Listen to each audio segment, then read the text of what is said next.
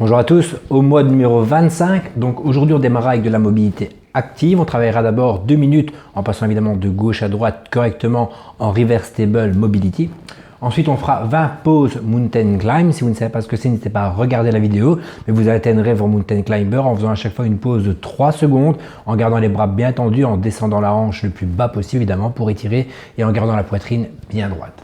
Ensuite, 30 no hand hips flow. Si pour vous c'est trop compliqué de le faire sur les mains, n'hésitez pas à mettre vos mains au sol. Mais le but pour moi, c'est que vous ayez à chaque fois les deux genoux qui aillent toucher et à gauche et à droite.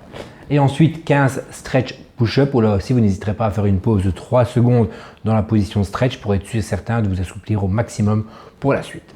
Après, on aura une session de force en strict handstand push-up. Alors, vous ferez un E3 mom pendant 15 minutes, donc c'est-à-dire 5 tours. Et à chaque fois, vous aurez entre 6 et 10 répétitions à faire. Le but, c'est que ce soit compliqué. Vous aurez quand même une pause qui sera conséquente. Il faut qu'elle soit nécessaire. Donc, si c'est trop facile pour vous, malheureusement, la pause vous semblera souvent trop courte. Et dans ce cas-là, n'hésitez pas à rendre l'exercice plus compliqué. Strict handstand push-up pour ceux qui sont à l'aise. Si pour vous 10 répétitions, c'est là aussi trop facile, soit vous rajoutez un déficit pour le rendre plus difficile, un tempo, ou alors si vous êtes capable de vous lester avec une veste, n'hésitez pas à la placer tout simplement.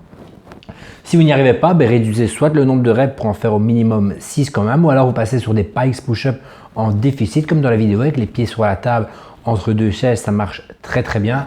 Des hand release push-up, des push-ups, si malheureusement vous n'êtes pas encore capable de faire des handstands ou des déficits pike push-up et vous êtes sur la version push-up and release, n'hésitez pas à faire 10 répétitions, donc à prendre peut-être une version encore plus facile pour avoir un volume de répétitions et ne pas se retrouver à faire que 6 push-ups tout simplement, mais bien 10 à chaque fois. Ensuite, on aura un workout. On fait cette manière de travailler souvent. C'est un EMOM plus un 4-time. Ici, on aura donc 5 tours au total. Un exercice par minute. On fera 3 tours en EMOM, donc jusqu'à la 9e minute. Et au départ de la 9e, on refera 2 tours le plus rapidement possible. Première minute, vous aurez entre 40 et 80 double under à faire.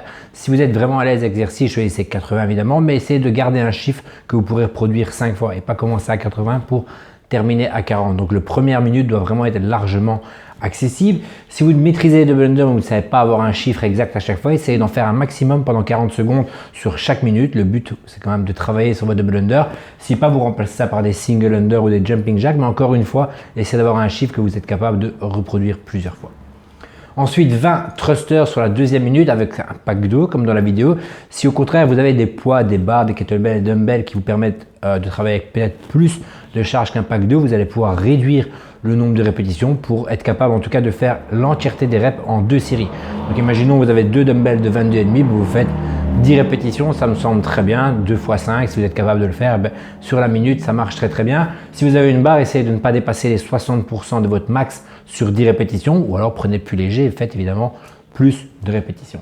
Et la 3e minute, 15 hollow to V-up, exactement comme dans la vidéo, on part d'une position hollow à une position V-up, on n'est pas obligé de le faire tendu, on peut le faire pour une première version scaling en gardant les jambes fléchies, ou alors des V-up en posant encore à chaque fois au sol, ou des sit-ups, mais on essaiera de garder le volume de 15 répétitions à chaque fois. Donc prenez un exercice plus facile, mais vous devez être capable de faire vos 15 répétitions sur la minute. Donc encore une fois, 3 tours en EMOM avec un exercice par minute et ensuite 2 tours le plus rapidement possible pour un total de 5 rounds au total.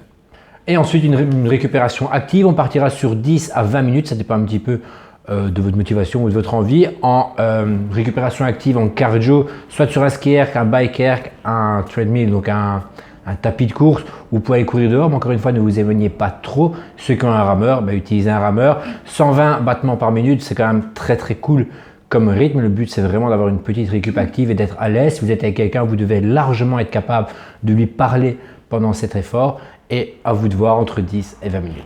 Et nous, on se retrouve demain pour le 26.